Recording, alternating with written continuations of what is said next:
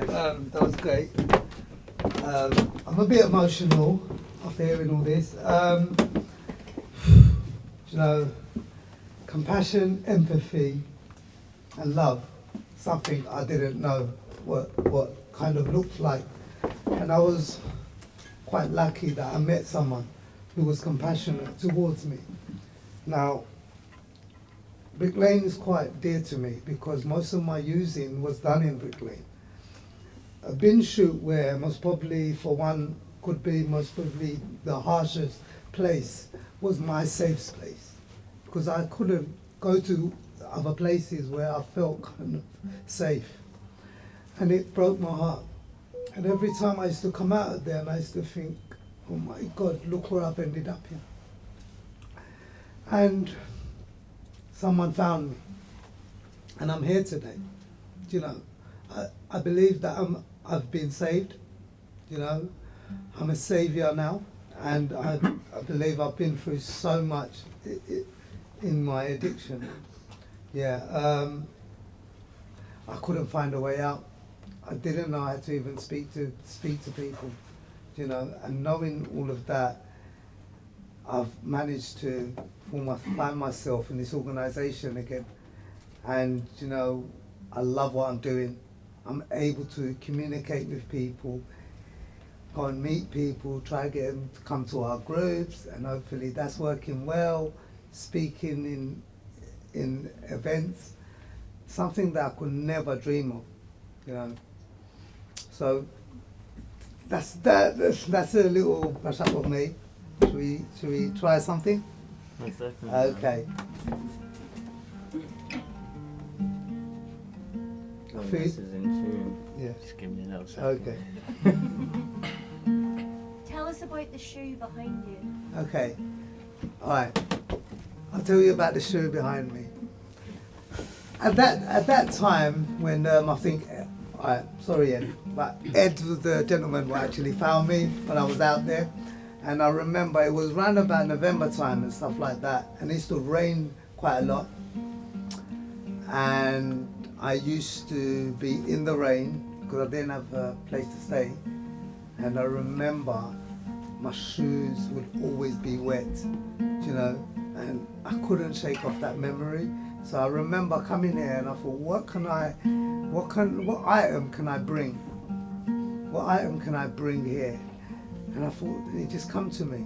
I thought, my shoe. My shoes have done miles and miles in this area, you know. And with the help of Elish, we came to a plan and said, let's put it in a fish tank. You know what I mean? And for some reason it's floating. And I'm thinking, when I come to work, right, I'm floating now. This is how I feel. Every day when I come to work, I feel I'm floating. Disclaimer, it's the first kind of real job I've ever had in my life. You know, I'm appreciative, man. I feel blessed. I've got guys who believe in me, our founders. You know what I mean? I believe in this organisation. Just reaching out to everyone because, you know what I mean? Together we'll find a way. Because I understand the meaning of community. Without finding the right community, I would have most probably been still out there. I've lost my friends. I've gone to funerals. They're not here anymore. You know, they've left children and stuff like that.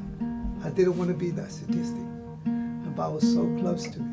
And it only took a bit of compassion. And that compassion changed my thinking. And that led to a seed getting planted, and I started to believe. And I'm here today in front of everyone. Yeah.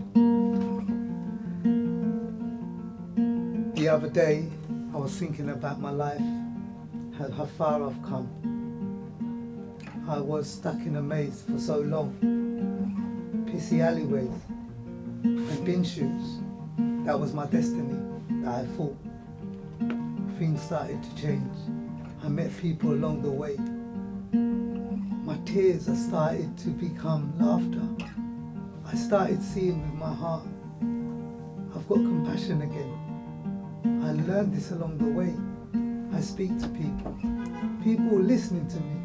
Oh my God, I feel still like a numpty.